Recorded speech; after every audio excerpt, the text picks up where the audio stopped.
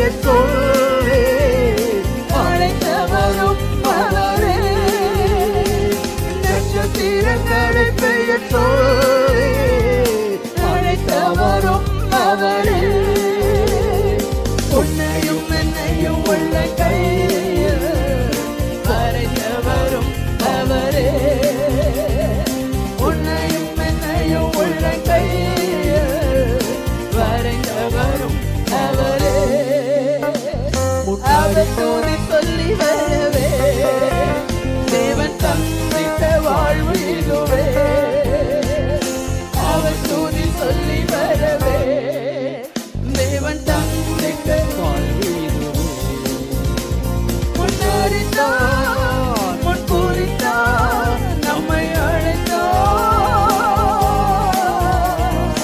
மகிமை படுத்தினார் இன்னும் மகிமை படுத்துவார்.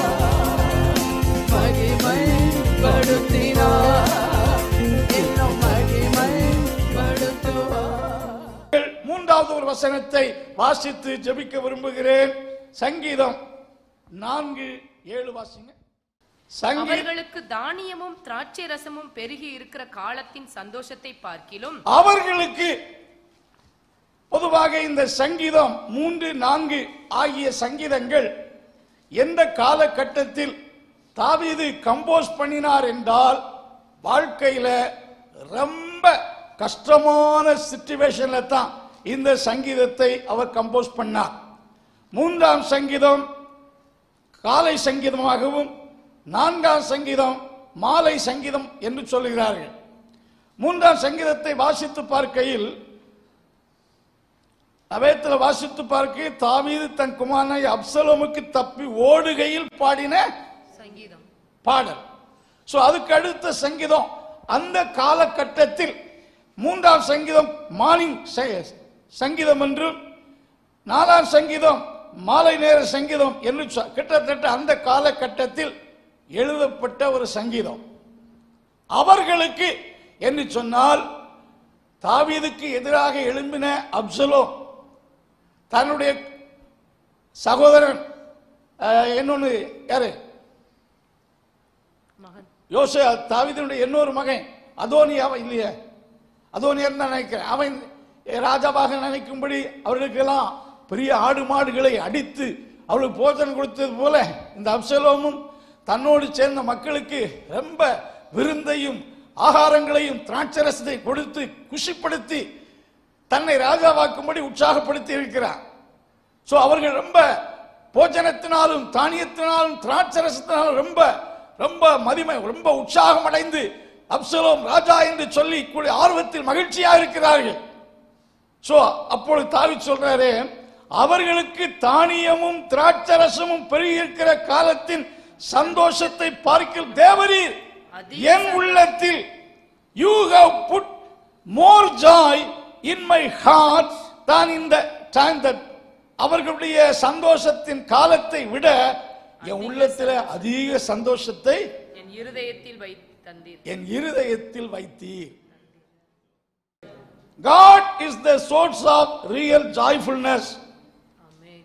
தேவன் அதிக சந்தோஷத்தை என் உள்ளத்தில் தந்தீர் என்று சொல்வதை நாம் பார்க்கிறோம்.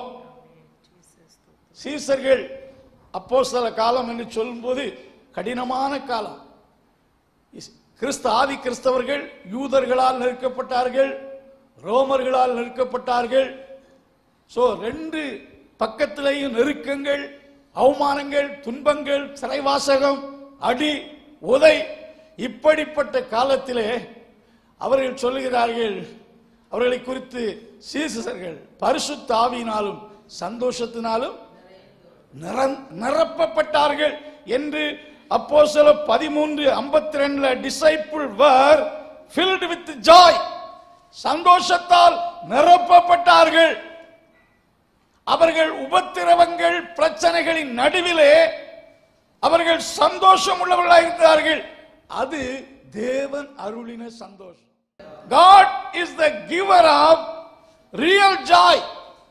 தேவன் நம் உள்ளத்தில் சந்தோஷத்தை தர. இன்றைக்கு மக்களுடைய மனதிலே சந்தோஷத்தை விட கவலைகள், வேதனைகள், உரிஸ் இப்படிப்பட்டது அதிகமா இருக்கு. தாவீதினுடைய உள்ளத்திலே அதிக சந்தோஷம் இருந்துச்சு. ஆகையால் தான் ஆண்டவருக்கு அதிகமான துதிகளை பாடினார், அதிகமான சங்கீதங்களை அவர் எழுதியிருக்கிறார். கர்த்தருக்கு ஸ்தோத்திரம். ஒருவர் இவ்விதமாய் சொல்லுகிறார், it is better to feel God's favour one hour in our repenting soul than to sit whole ages under this world of fire. உலகத்தினுடைய சிற்றின்பத்தின் கீழ் ஆயுள் காலம் முழுவதும் செலவிடுவதை விட தேவனுடைய சமூகத்தில் ஸ்தோத்திரம் 1 மணி நேரம் உட்கார்ந்து இருப்பது சிறந்தது என்று சொல்லுகிறார். தானியமும் திராட்சை ரசமும் இந்த பூமியிலிருந்து விளைகின்ற விளைவின் பலன்கள். ஒரு திராட்சை செடியிலிருந்து வரக்கூடிய அதான் திராட்சை ரசம். ஒரு தானியம் பூமியிலிருந்து விளையக்கூடியது. ஆனால் சந்தோஷம் பூமியில் உள்ள எந்த மரத்தினால் விளையக்கூடியதல்ல. சந்தோஷம் என்ற ஒரு மரம் ஒரு கனியை கொடுப்ப, சந்தோஷம் என்னும் கனியை கொடுப்பதில்லை. சந்தோஷம் is the fruit of heaven. அதைத்தான் பரிசுத்தாவியை குறித்து சொல்லும் போது, ஆவியின் கனியை குறித்து சொல்லும் போது 2வது சொல்லப்பட்டிருக்கு. ஆவியின் கனி அன்பு, சந்தோஷம், சமாதானம். இந்த 3மே அக்கா தங்கச்சி. அன்பு, சந்தோஷம், சமாதானம். சோ இந்த சந்தோஷம் என்பது ஸ்தோத்திரம், it is the ripe fruits of heaven. தேவன் அப்படிப்பட்ட பெரிய சந்தோஷத்தை, அந்த டிவைன் ஜாய் என் உள்ளத்தில் தேவன் வைத்தீர் என்று சொல்லுகிறார். ஆண்டவர் தான் வைக்க முடியும், ஆண்டவர் வைத்ததாக சொல்லுகிறார். நம்ம இருதயத்தில் என்ன இருக்கிறது என்பதை கேட்டாலே, சில 10 நிமிஷம் பேசினாலே அவங்க உள்ளத்தில் என்ன இருக்கிறது என்று எல்லாம் கொட்டி தீர்த்து விடுவார்கள். ஏன்னா அவருடைய பாரம், கவலை, ஒரு பிள்ளைகள் மேல் உள்ள பாரம் எல்லாம் அப்படியே பேசுவார்கள். அருமையான தேவனுடைய பிள்ளைகளே, நம்ம உள்ளத்தில் கர்த்தர் அருளுகிற மகிழ்ச்சி இது உண்மை. நான் வேதத்தில் வாசித்து பார்க்கும்போது நீதிமொழிகள் 15:13 சொல்லுகிறது, a glad heart make cheerful countenance. முகமலர்ச்சி மனமகிழ்ச்சி முகமலர்ச்சியை தரும். முக அழகை தரும். முகமலர்ச்சி ஸ்தோத்திரம். மனமகிழ்ச்சி முகமலர்ச்சியை தரும். அவசரம் வாசிங்க. மனமகிழ்ச்சி முகமலர்ச்சியை தரும். மனமகிழ்ச்சி தரும். அந்த மனமகிழ்ச்சி யார் தருவது? யார் தருவது சொல்லுங்க. அம்மா பணத்தை தரலாம். பணத்தினால் சந்தோஷம் வருமா? அது ஒரு எமோஷனல் ஃபீலிங்கை கொடுக்கலாம். ஓ அம்மா 1000 ரூபாய் தந்துட்டாங்க, இன்றைக்கு போய் நல்ல பிரியாணி சாப்பிடலாம், அதான் சாப்பிட முடியும். அந்த பிரியாணியுடைய பலன் கொஞ்ச நேரத்தில் உள்ள விட்டு என்ன செய்யும்? போய்விடும். பணம் உலகத்தில் இதில் வரக்கூடிய எல்லாமே ஒரு எமோஷனல் ஃபீலிங்ஸ். ஆனால் கர்த்தர் கொடுக்கிறது அதான் திராட்சை எல்லாம் சந்தோஷம். அவை ஆடி பாடி கழிப்பாகி ஓ ஸ்தோத்திரம், அப்சலோம் ராஜாவே ஆகிவிட்டார், எங்களுக்கு கவலையே கிடையாது, எங்களை நல்லா நடத்துவார், எல்லாம் குடிச்சு வெறிச்சு கும்மாளம் போட்டாங்க. அந்த சந்தோஷம் எவ்வளவு நேரம் இருந்துச்சு? யுத்தத்துக்கு போகையில் எல்லாரும் அலறி ஐயோ அம்மா ஓடக்கூடிய இடத்துல காடுகள் துரத்தி பிடிச்சு அழிக்கிறது. ஓடக்கூடிய ஓட்டத்தில் ஆங்காங்கே வேகத்தில் முள்ள போய் சாடுகிறார்கள். ஒருவேளை இரவு நடந்த யுத்தம் நம்ம தெரியாது. அன்றைக்கு பட்டயத்தினால் விழுந்ததை விட காடுகள் பட்சித்தது அதிகம். ஒருவேளை இரவு நேரத்தில் நடந்த போது அந்த யுத்தமா இருக்கலாம். பயந்து தரை தெரித்து ஓடும் போது ஸ்தோத்திரம், முள்ளு எங்க இருக்கு, முள்செடி எங்க தெரியாம வேகத்துல ஓடி சாடி பாருங்க. இதே மக்கள் தான் கொஞ்சம் மத்தியான வேளையில தானியம் சாப்பிட்டு ரசம் குடித்து விட்டு அப்சலோம் ராஜாவாகி விட்டார், இனி நம்ம கவலையே இல்லை, தாவீது ஆட்சி முடிந்தது, நம்முடைய தலைவர் ராஜாவாகி விட்டார் என்று கம்பீரித்தார்கள். இவருடைய மகிழ்ச்சியும் சந்தோஷம் எவ்வளவு நிலைத்திருந்தது.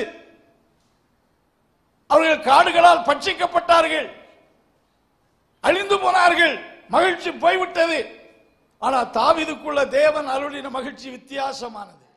பேதுரு வாசிக்கிற அவர்களுக்கு தானியமும் சந்தோஷம், அதிக சந்தோஷத்தை எனக்கு தந்தீர் என்று சொல்கிறார். நீதிமொழிகள் 17:22 வாசிக்கிறோம், மன மகிழ்ச்சி நல்ல ஔஷதம். A happy heart is good medicine, but a broken spirit dry up the bones. உடைந்த ஆவி எலும்பை என்ன செய்யுமா? உலரப்பண்ணும். உலரப்பண்ணும் என்று சொல்லப்பட்டிருக்கிறது. நீதிமொழிகள் 15:15 சொல்லுகிறது, a glad heart is a continual feast. மனரம்யம் நித்திய விருந்து. ஆமென். மனமகிழ்ச்சி நித்திய விருந்து. ஆமென். நித்திய விருந்து, கண்டினியூல் ஃபீஸ்ட். சில நமக்கு ஃபீஸ்ட் இருக்கும்போது மகிழ்ச்சி வருது. மனரம்யம் என்பது என்ன சொல்லுங்க? நித்திய விருந்து என்று சொல்லப்பட்டு. இந்த உலகத்தில் நம்ம மனசை சஞ்சலப்படுத்தக்கூடிய அநேக காரியங்கள் இருக்கலாம். நான் போன வாரமே சொன்னேன், சூரியனுக்கு கீழே காணப்படுகிற எல்லாம் மாயும் மனதுக்கு சஞ்சலமாய் இருக்கிறது. எவ்வளவு பெரிய ஞானியாகிய சாலோமன் அவர் நினைத்த எல்லாவற்றையும் அனுபவித்த சொல்லக்கூடிய லாஸ்ட் ஸ்டேட்மெண்ட் தான், எல்லாமே மனசுக்கு சஞ்சலமாய் இருக்கிறது. ஸ்தோத்திர. ஆண்டவர் நமக்கு நம்முடைய உள்ளத்துல மகிழ்ச்சியை கொடுக்கிறார். நல்ல ஆண்டவரே, இந்த கால வேளையில உமக்கு பயப்படும் பயத்தை உடைய பிள்ளைகளின் இருதயத்துக்குள் வைக்கும்படி இயேசுவின் நாமத்தில் ஜெபம் பண்ணுகிறோம். உம்மை விட்டு பிரிந்து போகாதபடி, உமக்கு விரோதமாய் பாவம் செய்யாதபடிக்கு இயேசுவின் நாமத்தில் உம்முடைய நன்மைகளை பெற்று அனுபவிக்கும்படி உமக்கு பயப்படும் பயத்தை எல்லோருடைய இருதயத்துக்குள், சிறியவர்கள் பெரியவர்கள் உள்ளத்தில் கர்த்தர் வைக்கும்படியாய் ஜெபிக்கிறோம். கிருபை கூட இருப்பதாக இயேசுவின் நாமத்தில் ஜெபங்கேடு நல்ல பிதாவே.